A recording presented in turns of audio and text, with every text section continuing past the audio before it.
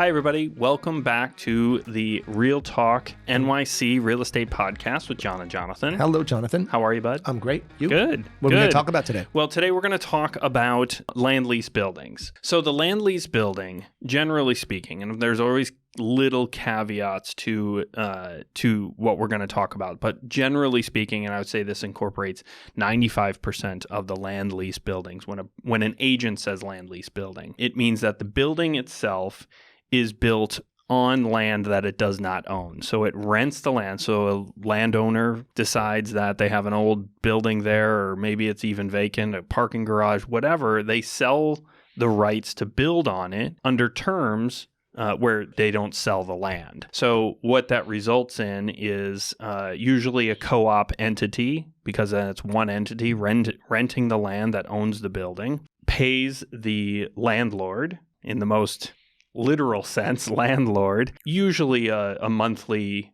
rent, just like you're renting an apartment. So it's usually a 100-year term. And so there's, no real immediate risk or threat. And then there's set escalations. No land leases, all of them are created differently and have different terms, etc. But generally speaking, there's escalations every so many number of years. But what else does it result in? Okay, so what I would say is pros, that was a really good definition. Pros would be that in land lease buildings, you're going to get a lot of space for the money, all right?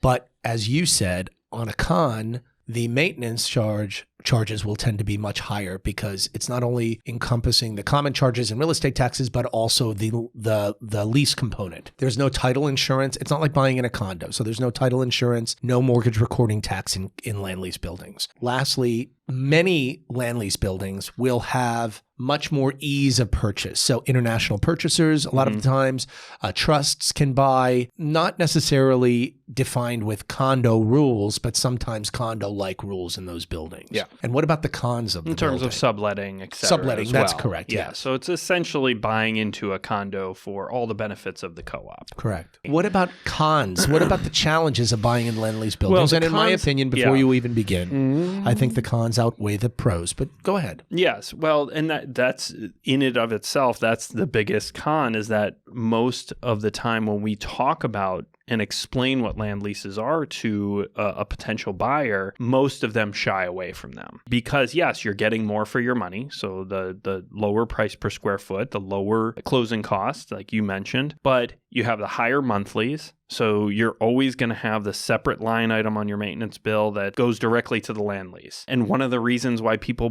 buy properties is because they're tired of throwing money down the rental well. Correct. That is certainly the higher monthlies as a con. And then the other, as I mentioned, is just the saleability of the space. Correct. Because most buyers will have an aversion to the sort of structure of a land lease, which is also generally referred to as a condop. So it's a co-op with condo-like bylaws. That will also just make it harder to sell. So if we're in a challenging market, it'll make it even harder to sell a land lease building, because most buyers just don't like it. And so the only thing I would say to the buyers who are considering land lease buildings is have an incredibly vigilant attorney review that lease, so that the escalations are not egregious for the owners, because we've dealt in buildings where the lease has really kiboshed several deals. It only accounts for, maybe 2% of our inventory. And of course, like one of good example of a land lease would be Port Authority owning Battery Park City. So Battery Park City was created land owned by the Port Authority of New York, and it's a very favorable land lease. So that's one of the big outliers of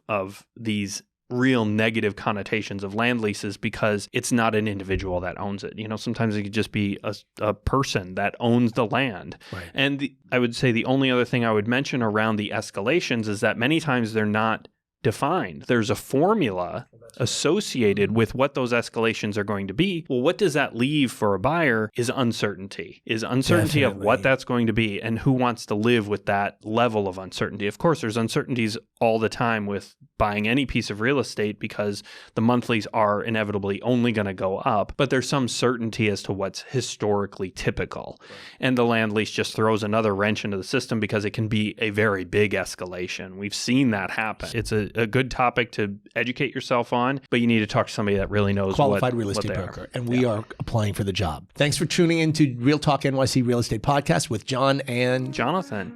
In the meantime, we'll see you next episode. We'll see you next episode. What do we always say? Well, be healthy, safe, and most of all, remain in gratitude. We'll talk to you soon.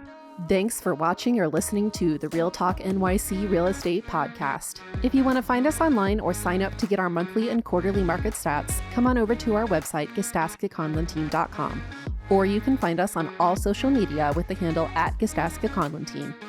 If this show was helpful, entertaining, or informative, consider telling friends and family or leaving us a review on Apple Podcasts. Thanks for tuning in. Be sure to subscribe to the podcast so you don't miss our next episode, and we'll see you next time.